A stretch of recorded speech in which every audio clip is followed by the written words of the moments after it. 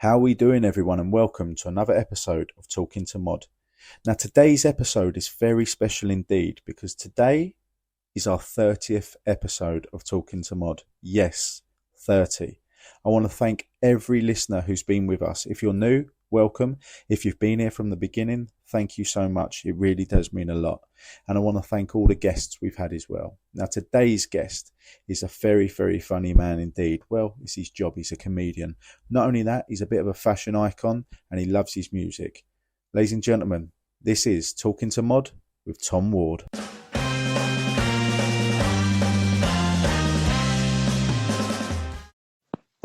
Oh, here he is. Go on, son. Good evening. How are you, mate? All well? I'm all right. I've had a fringe trim. Listen, you're doing bits with that, mate. Go on. Yeah, Right, man. Did you Proper do it yourself? That's that's straight in there. Yeah, straight in there. First No, impressions are everything, eh? I went to a swanky hairdresser, and he recognised me from Facebook. So I'm killing it, man. I'm killing it. Hey, listen, that's levels, mate. When you walk in there and they charge you double. Yeah. But how are you, though, mate? Good to see you. It's been a while. I think well, it was Shine On, wasn't it? A couple of years ago when we first met before your set. Funny. In the evening of that night, some woman went up to me and went, "I thought you were fucking hilarious. Your set was amazing." I was like, "Oh, thank you very much. Did you like it? What trick was your favourite?" And that, and she was like, "Oh, no. I thought you were that comedian." I was like, "Oh shit. Well, you know, thanks." Yeah. But so first of all, I just had a lot of people coming up to me and saying, "Oh, you're magic shit." I see what you're doing there, trying to get me back because of the fringe, Yeah. innit? Listen, should we start again? Did your son trim your fringe, or Did your what? son trim your fringe? No, Stevie Wonder did. All right. Come on, mate. Come on. I mean, I'm trying to break me in gently. Did you actually? Did you know?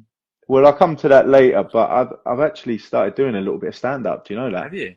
Yeah, I started. Because most people, like, when they see my act, they go, "Is it supposed to be funny?" And I'm like, "No, I think it's more like I'm nervous, and it comes across as being funny." Do you know what I mean?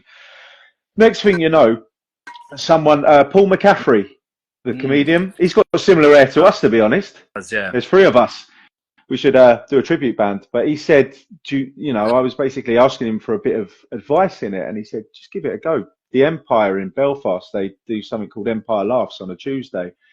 And he put my name forward, and I ended up doing it, and it was all right, to be honest. It's totally different. So, like, I don't know how to explain, but like, for a comedian to be out there, the job is to make people laugh, isn't it?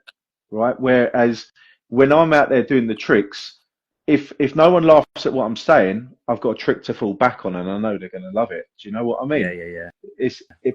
Listen, I'll take me out off to you. I couldn't be doing it every night. I tell you, like, it's Did you get a taste for it though when you did the gig? Did you come away going, "Ooh"? Yeah, 100%. Like, I felt it was a weird buzz because, like, as I said, I threw in a couple of tricks as well, but Yeah. it's mainly like stories and that, and people just think, "Oh, some of your stories are quite funny." So I just went in there and done a few, and the reaction I got was brilliant. And then, yeah, so much so. Kieran Bartlett, who's from Belfast, fantastic comedian.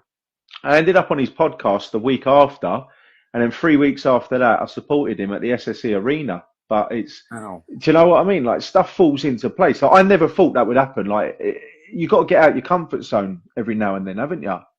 But Definitely. But it's mate, how did you end up getting into comedy? Let's go with that Well, I one. was rejected by music, wasn't I? I was a singer, and then I got booted out of a band, and then I had to, and then I had a couple of years of trying to get back a new band, which is just, you know what I mean? It's like, when you've been in a band and the band is good, and you've put all your energy into it, the chances of finding another band that are as good as the band you were in So I was just hanging out with loads of like DIY producers who were architects or interior designers who had a laptop. Do you know what I mean? And doing really bad dance music. And then I just kind of thought, this is it, man. I've got to stop. I've got to stop this. The dream is up. So I just started doing open mics, and got a taste for it, as you do. Do you remember your first ever time getting up on a stage doing a bit of comedy? I remember the general era. It was like 13 years ago, and I was just doing open mics. And yeah, I don't remember the first gig. I'm pretty sure it would have only lasted about a minute because I kept forgetting everything. I kept panicking and just forgetting my whole set, and then just standing there. Yeah, do you know what I'm resting this on? You want to see? Book. I'll get on that. Can you see it?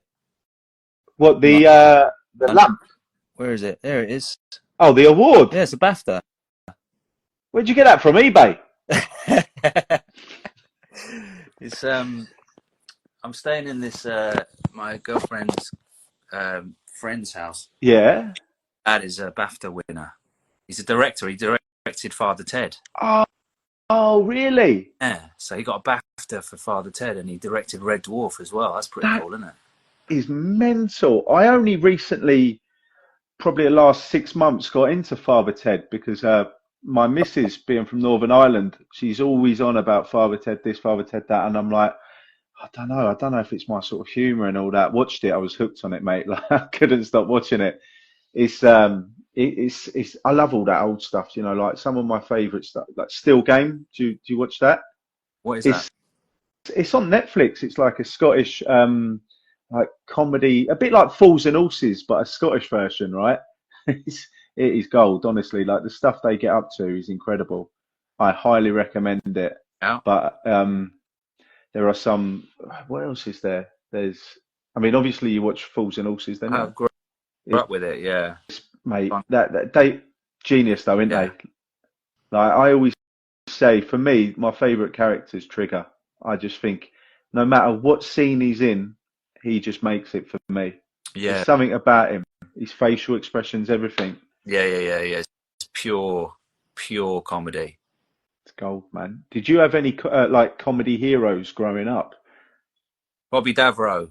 Yeah. First one, yeah. When I was little, Brilliant. He was on TV when I was about 7 or 8. And I just loved him. I also like The Face. No, Hannibal Lecter. Not Hannibal Lecter. Hannibal from the A-Team. Sorry, long day. Hannibal Lecter from the A-Team. Hannibal from the A-Team. I thought he was exciting. I thought he was cool. Then like Chevy Chase, Jim Carrey. Brilliant. Yeah. Some great names there, man. Some great names there. I remembered more so only recently, and I'm sure, like I was talking to the missus about it. I was saying, do you know what? I'm sure he did something for chewing gum or something like this. I'm going to have to Google search this, and I looked, and it was because I remember you did an was it called In Personal Space or something? When you tell me you got a lifetime supply of chewing gum out of that, mate. I should have haggled for that because that's unacceptable. I need it. Yeah, no, I didn't. In fact, I didn't get paid enough.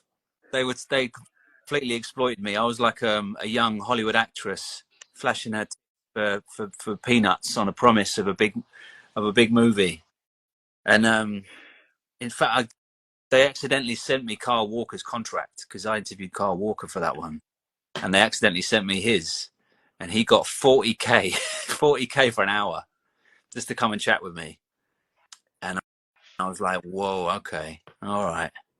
40K to stand in front of you. Me for an hour, and he turned up all sweaty, and he was a nice guy. He was just quite anxious about the training, you know, Pep. He was saying, you know, Pep's really, it's just in your head. He's in your head. He's always in your head. And he was just so stressed by the intensity of playing for Man City and having Pep. What? About the stress and the pressure. He was still sweating from training. Oh my God, mate! I tell you what, I'll be doing cartwheels if I was standing in front of you for an hour for 40 grand. I tell you, Yeah, like that is, I can't get my head around that. I honestly thought you were going to say something like 5 grand or something like that. yeah, yeah.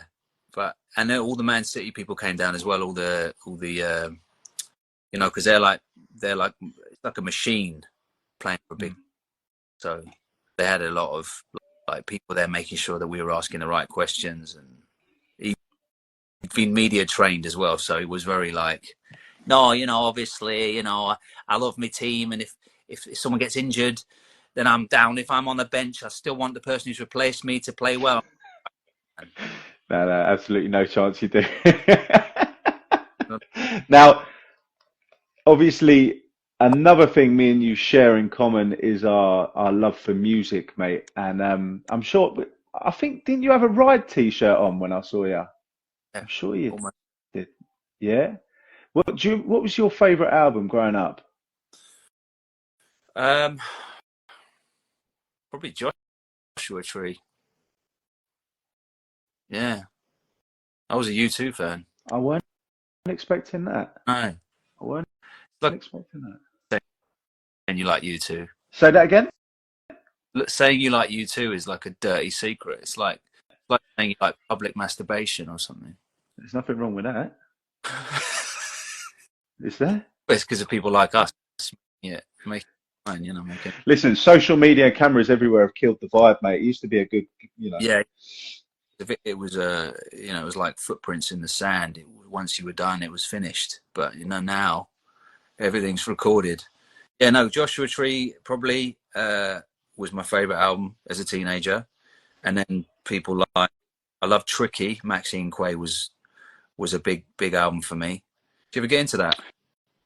Not really, to be honest. So my sort of listen, I was heavily influenced by my mum and dad. So like the first sort of music I listened to was Lonnie Donegan, mate. Like skiffle. I think it was late 50s, and it influenced me so much that I ended up calling my boy Lonnie. Wow. Yeah. So and then after that, see, a lot of people, as soon as they see this haircut, they go, "Fuck me, that's Wonderwall all over," and it's like he's definitely an Oasis fan. When in reality, Oasis are probably in my top 10. Of course, they are brilliant, but I've got like your Kinks, the Who, the Small Faces, obviously the Jam, the Clash, you know, Bad Manners. I just, if it's good, I listen to it. You know what I Bad Manners mean? don't get mentioned enough. Mate, my partner, her brother absolutely loved Bad Manners. Sadly, he passed away a long time ago, and she always wanted to go and see him. Right, so I was like, Bad Manners. This is not anyway. So um, I he was playing in the Limelight 2 in Belfast, so I took her to it, and it's the first time she's seen him live, and he was absolutely incredible. Like I've seen him multiple times, and I actually did a show. He was on the same lineup once. I can't think. It was some mod festival, and I met him for the first time, and he was just an absolute character. Like this was because he had some serious problems, health problems, so he had to stay off the sauce and all that for a while. But mate, he was caning it when I met him. Like, I couldn't keep up with the fella, I tell Yeah. you. But he was lovely fella, and what a great gig. Have you seen them play a few times, Oh no. mate? Honestly, you have to jump on that.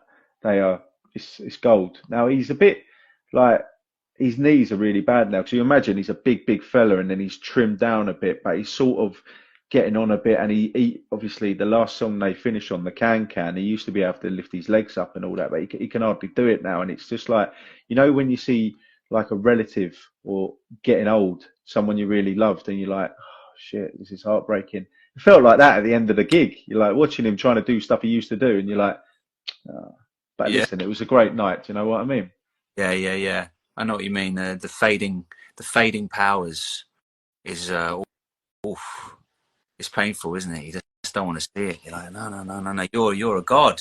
You never fade. You never 100. by the stuff that we do. That's what you want to believe of your heroes. Big time, mate. Big time. And I'm right in saying you Brian Jonestown Massacre. You're a big fan of them as well, aren't you? Really?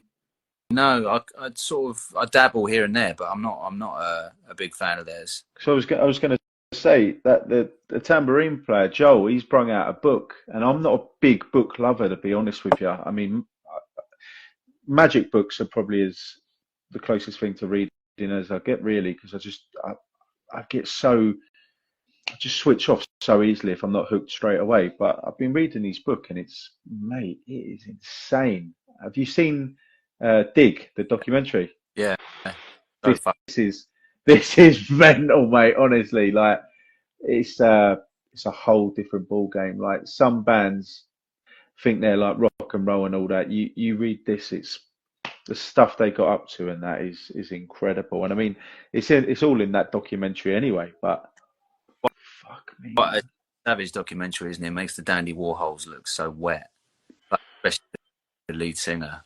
He just comes across like a vampire, doesn't he? Just sucking blood out of anything.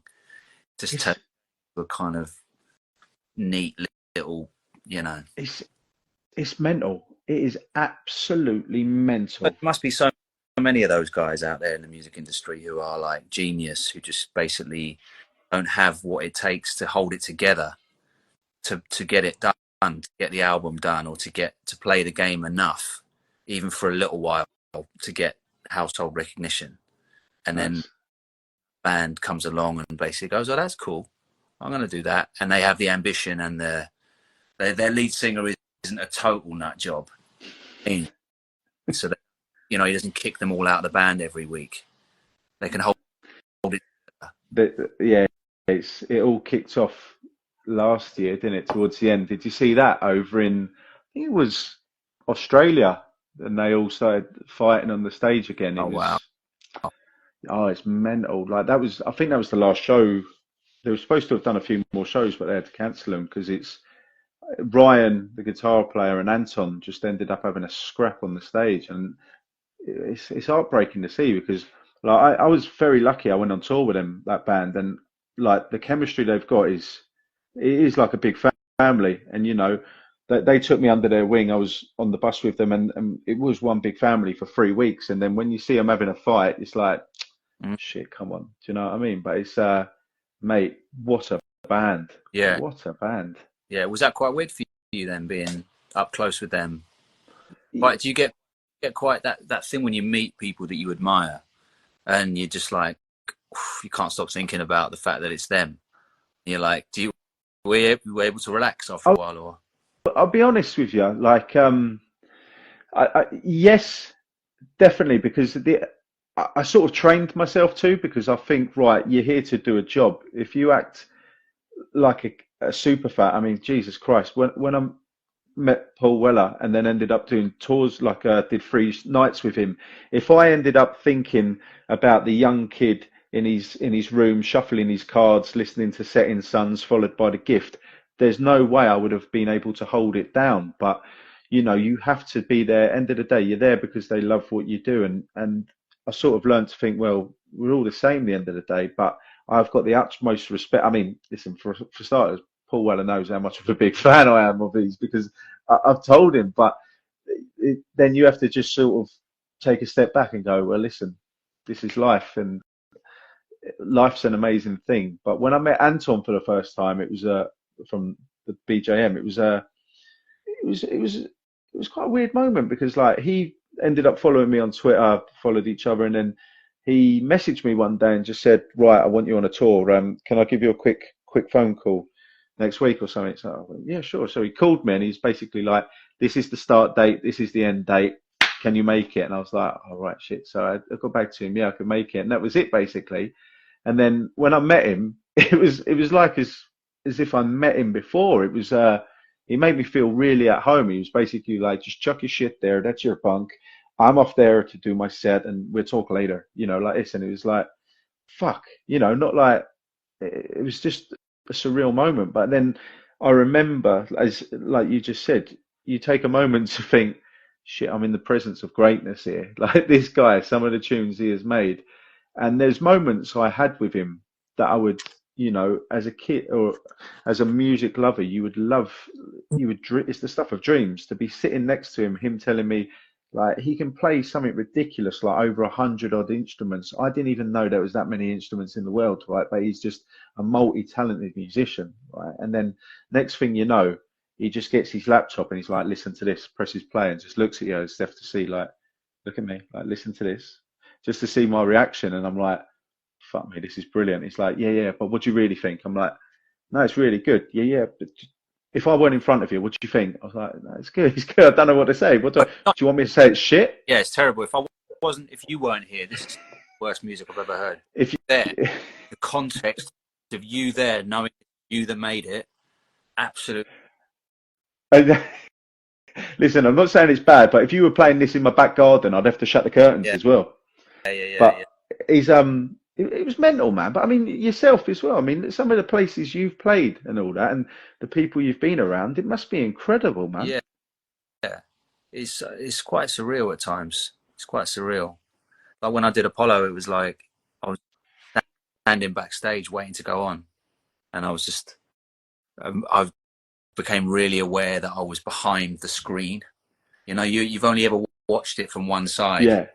I've only watched it from watching the comedian with the bulbs and all that stuff behind them, and then suddenly you're behind the screen and you see the smoke machine being, you know, turned on, all the mechanics of it, and the bloke pulling the rope to make the screen go up, and then some bloke sweating up in the light booth with the stroke, you know, following you round, and it's all just like, whoa, that's a weird experience. That's a weird experience when it's suddenly you're in the thing that you watch. It's like, what? This is strange. That is mental, though, isn't it? I mean, that is what a place as well. Like what a venue to play. And of course, I mean, everyone knows the Apollo. You know, Yeah, mental, man. And that's would you say that's one of your proudest moments in your career? definitely. It was an amazing gig, but probably the best gig I've ever had. I just had it. It was like an out of body experience. It was like a dream, you know, when you dream about playing football when you're a kid, or you dream of, you know, do you still have those dreams where you're really fast in your dream and you can just run and run and run? You're like, whoa, look at me, I'm really fit and fast and my limbs all work amazingly. And then you wake up. And then you wake up and then your hip hurts from just sleeping.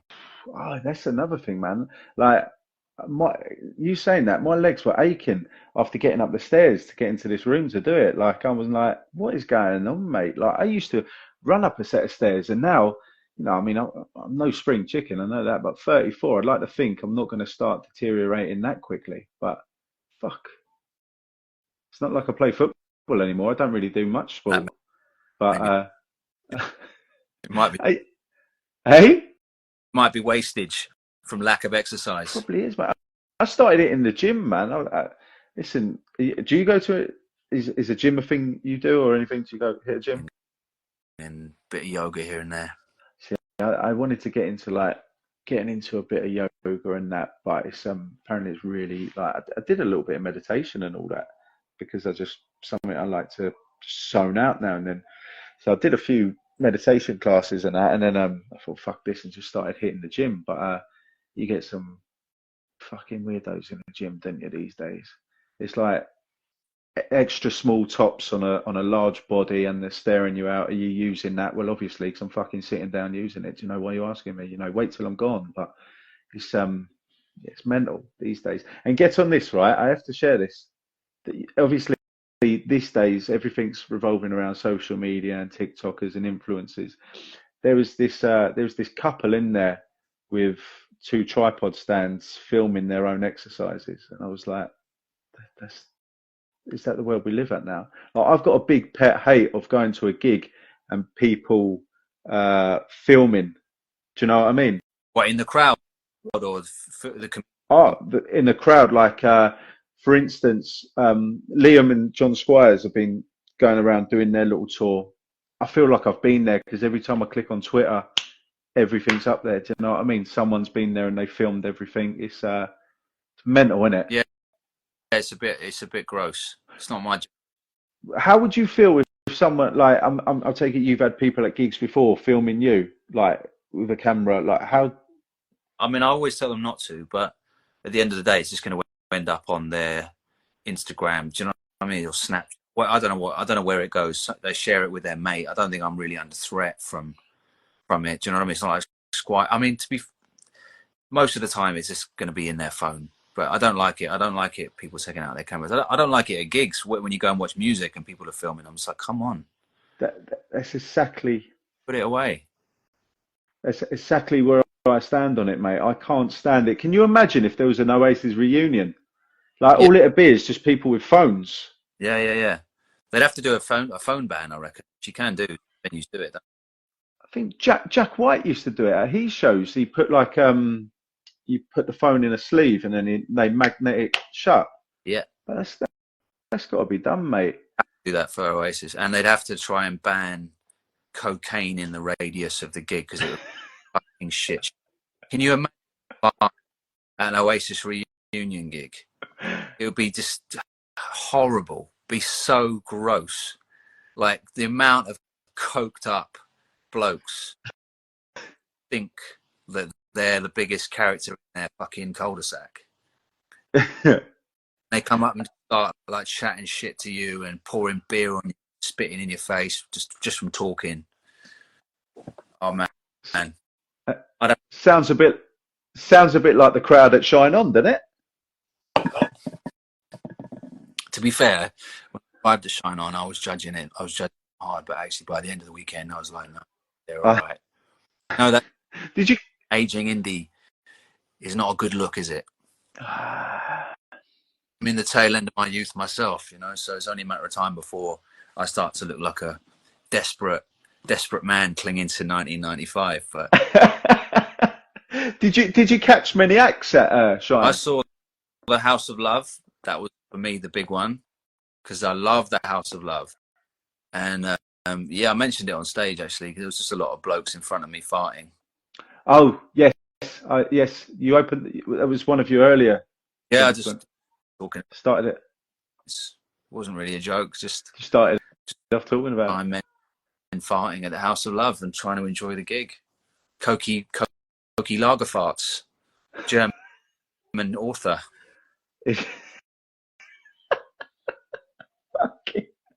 It was good though. It's a good little festival. Like some of the bands they had there and that were brilliant.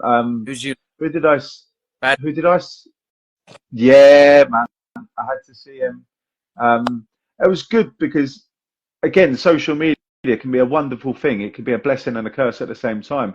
He's sort of followed the stuff I've done for a long time, and it's amazing because I absolutely love his music. So that was the first time I met him, and I said to him, I've got to show you a trick, innit, mate? Do you mind if I film it? And he was like, oh, absolutely, mate, absolutely. And I do a thing called Magic Mod Monday. Put a trick out every Monday. Have done for the last 4 or 5 years, sorry. And if it's good to have him on it, you know, it's just a trick. As I said, nothing special, but it was just a nice moment. And then I saw Dermo from Northside. He was good. He was on the night before or the Saturday, and then our shows were on the Sunday, and he was on at like 1 in the morning, and I thought there was absolutely no chance that I'm going to stay up and watch that. But I ended up watching it, and it was probably one of the best gigs I saw at the weekend.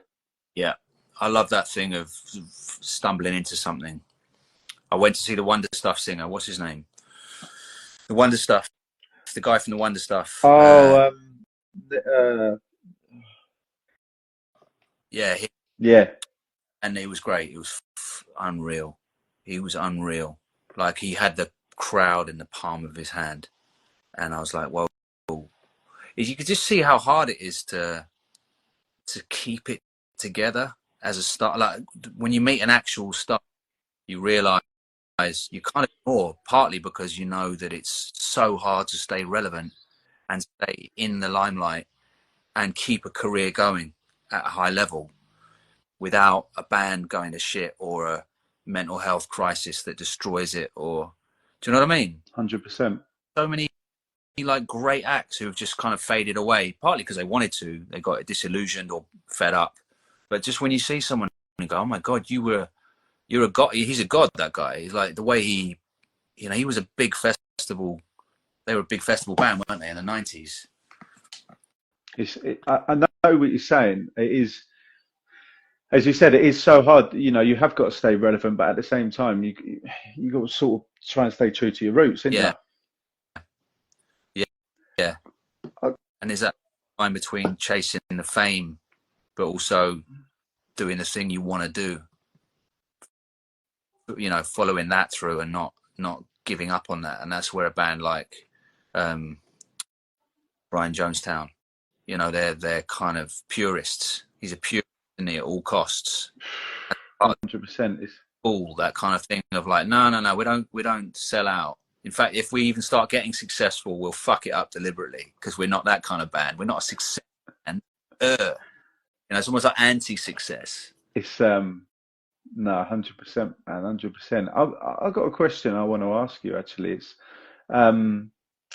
when you're doing your stand-up, Tom, and you get someone say heckle you, yeah, right?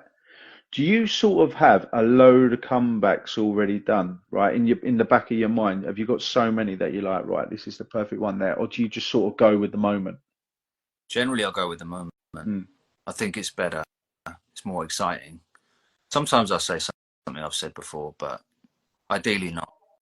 I don't know. It's better to be in the moment. A bit cheap, isn't it? Reeling out, but that's what all those classic comedians do. The one, you know, those old school blokes we grew up watching, like Des O'Connor and Bob Monkhouse. Those guys just had a memory, like a library in their head of, oh, here's the line for that occasion, here's a joke for that occasion, and that's fine, that works. But obviously, it's more exciting and more. You feel more risky if you're just dealing with it. 100%. Have you ever had a moment where you're on the stage and you sort of wish that you weren't? You wish you were anywhere else apart from on this stage, and it's gone, like, I wouldn't say tits up, but it's sort of, do you know what I mean? Hasn't gone to plan. How did you get out of that situation? I've had that many times. It's a horrible feeling. Have you had that? I did, yes. So I did a show it was in Belfast actually, on the 12th of July, right? Which is, it depends what side you're on in Belfast. Obviously, it's split up with Catholics and Protestants. Not to get too political, because someone will end up getting the wrong idea. But it's the 12th of July. Obviously, one side it's their big party, and bloke said, "Would you do a little set?" I thought, no sweat, mate, 100%. I got there, and it was like, oh my God. Like, it was like 2 o'clock I got on, right? And they were absolutely steaming, right? I got on the stage and there's this strobe light going off. There's smoke. The fucking disco lights are still going on. And I'm like, listen, John, are you going to turn them off or what? Like, I'm trying to do a set here. Right, where's the microphone? Geezer just hands me a microphone. And I'm like, right, where's the stand? He's like, oh, we ain't got no stand. I'm like, so I've got to stand here, try and do a trick and hold a microphone. All right, brilliant. So anyway, I got this geezer up on stage. Now, I couldn't have picked up the crowd. Now, the crowd, quite a few people there. Out of all this, I've picked up this geezer who was absolutely off his net. No, he had third-degree guns. He was gone, mate. His jaw was all over the place. And I'm thinking, you like that? I'm thinking like, oh, fuck me. And I'm doing a trick with him. He's like, fucking love magic, me, mate. Fucking love magic. I said, well, if you fuck up, mate, you'd enjoy this trick. Just let me do it. And he's like, fucking brilliant, mate. Oh, this is brilliant. I said, I ain't even done anything yet. He's like, I just know it's going to be sensational like this. And I'm like, it was fucking brutal. Then I did the trick, right? And I said to him, just hold the microphone there. Just hold it. Make yourself useful. So I was making him hold it as a stand. As I've turned my head, right, to get this stuff off this table, he's followed me with the microphone. I didn't know. As I've turned round, he's fucking bashed me right on the tooth, and I started I'm like, are you taking the fucking piss here or what? I can't believe this is going on. But as a professional, you try not to go, oh shit, I've just been hit in the face with a mic. What's happening? And stop. So I carried on. Like a sort of Is it, like dripping down like Carrie. well, it's just a shame there was no one there taking photos because it would have looked very rock and roll. Yeah. But no, it's so I carried on, and then I've got this fantastic trick to shut people up, right? And it's two handkerchiefs. You tie them up. You put the handkerchiefs down their top, and when you pull it apart, there's a bra on it, right? And I thought, right, I'll fucking get you, mate. I'll get you. The end of it and stuff it in their face. Is that what you do? Was that bit? You set fire to the end of it and then push it into their mouth. Is that the last bit? I've only done it once, and that's probably why I'm not on the TV anymore. Yeah. But it's a long story, man. Court case and everything. But that for me is probably the worst. Like everything went wrong. Do you know what I mean? But I mean, how about for you? How did you? I mean, you just got to roll with it, haven't you? End of the day, you're there. You've just got to go and you got to roll with it. You got to take your time. It's a lonely feeling though, when you feel like the venue itself isn't helping you. People running the gig don't really know about how to run a gig. That's a horrible feeling. You need to feel like at least the gig itself is set up for what you're going to do. Otherwise, and the worst part is if you have a gig where the actual gig itself is just impossible to play and you don't do well, and then the management are like, yeah, that wasn't great, was it? It's like, well, what do you want me to do, man? It's like trying to play beautiful football on mud. Do you know what I mean? But yeah, I've had many gigs like that. Trust me, I've had many. Corporates usually, where I've been brought on, and then the MC has forgotten that there's comedy, and said, right, go and have a drink, and everyone's getting up. He says, oh, no, we've got a comedian now. Get everyone back down there. And then I'm just coming on and playing to investment bankers or whatever. Or I did a gig where everyone was all coked up. It was a Christmas party and everyone was standing up in a foyer, and I had to try and do comedy, and they were all just talking, and I had about 6 people in the front smiling and trying to support, but you barely hear me. And then I just walked off after 5 minutes and just handed the mic to the guy. I was like, mate, I'm not playing this. There are, sometimes, as you said, you got to know, for starters, your worth. You're not going to go out there just because they're paying you to be there and then end up putting on a shit show. If it ain't right for you, you should never go and do it. And I've had, as I said, I've had a few like that where it's nothing to do with my tricks and that. I'm already prepared, but some of the venues, for instance, this I always go back to this one. On tour with the Libertines, and we played whole arena, I think, when they play ice hockey in there, right? Supposed to have a big screen in the background. Screen weren't there for this show, right? And this is a fucking massive venue, right? Even worse than that, I put my props. I had my props in a like a little paper bag, like what an alcoholic would put his fucking buckfast in or something and drink on a Sunday morning. Like something like that. I'd have all my props in there because I end up doing a gag with the bag at the end. But I had it all in there, stuck it on the steps, and thought, how long have I got? 10 minutes. Right, I'm going to quickly go to the toilet. Went to the toilet. I come back and I was like, right, where's my props? Like looking around, thinking someone's on a wind up here. They've moved them for a laugh, right?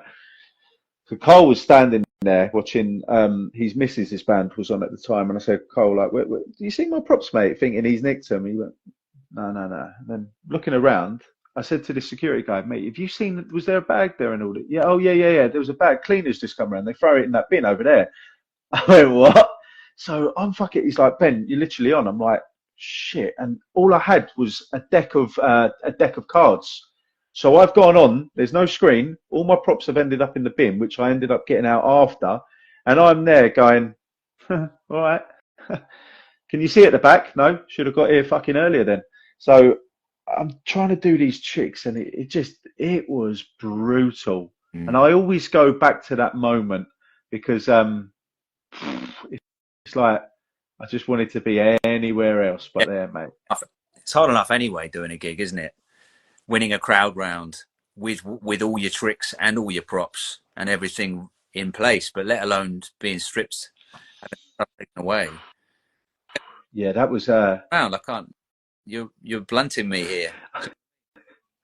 I generally had like tears in my eyes when I got off that stage because, like, not I went like, I wouldn't cry my eyes out. But I was like, oh, fuck that, I fucked that one up. Yeah. But the beauty of it was, like, depending how I look at it, that was like the second night of the tour, and we did 8 or 9 shows. That was the second one, so I knew that I just had to step it up a next level after that because I had to be prepared.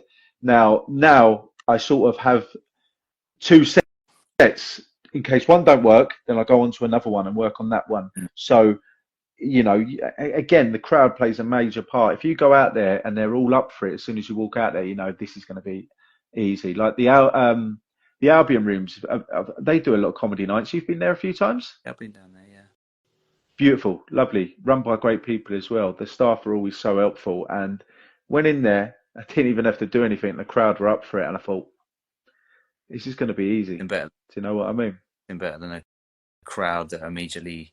It's almost like they're ready. They're primed for you. We like you.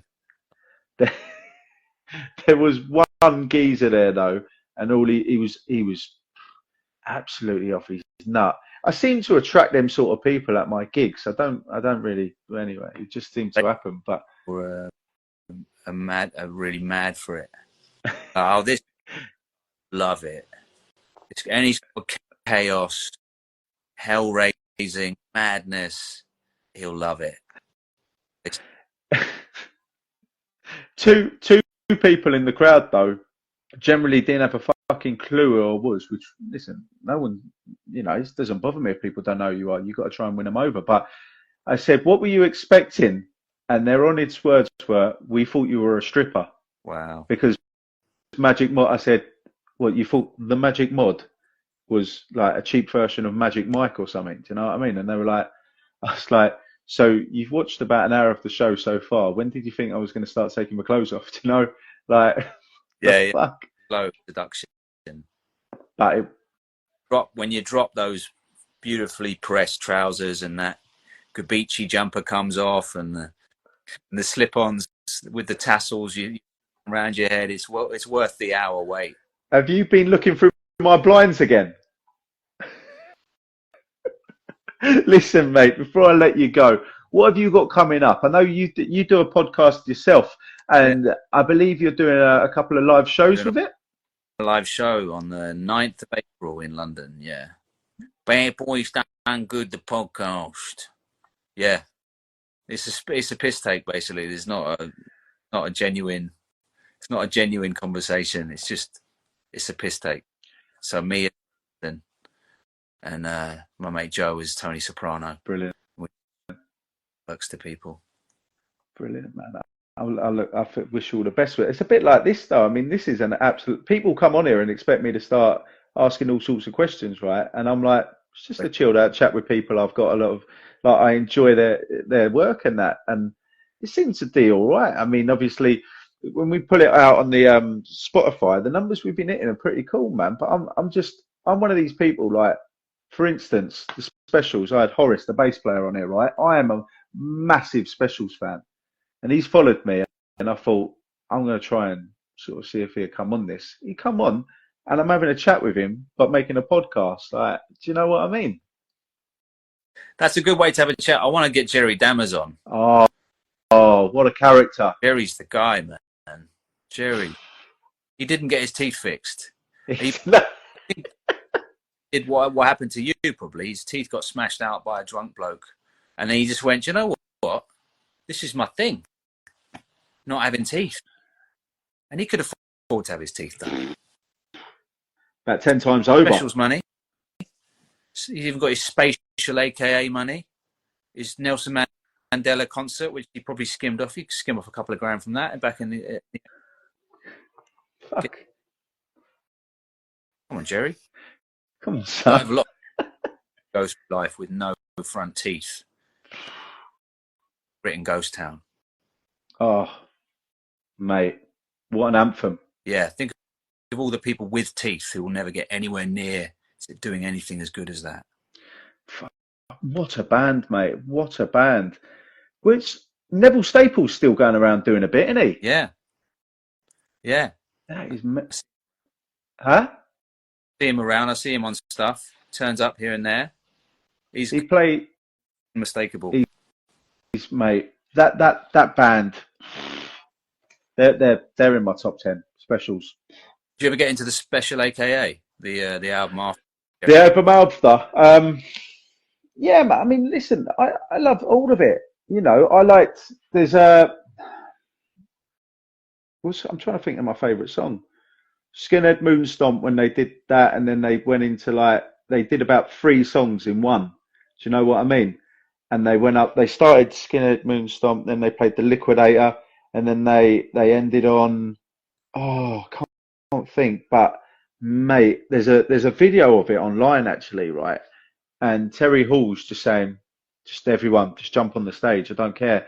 And there's people trying to pull him off. He's like, fucking leave them. They're all coming on.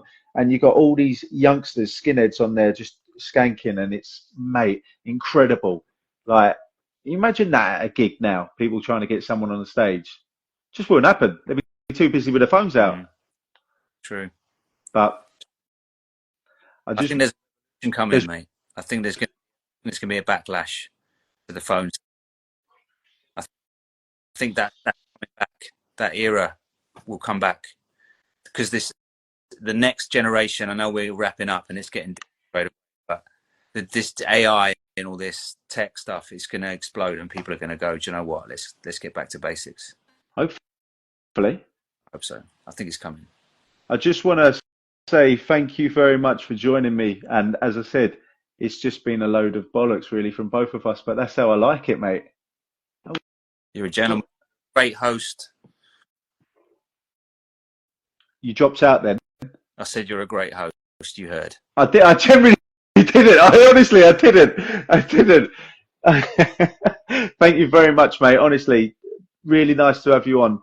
Cracking bloke, really funny guy, mate. I enjoyed seeing your set, and hopefully I get to catch some of your shows when you're in and around, mate.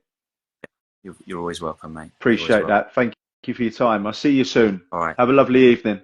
Bye-bye. Take care, mate. Bye-bye.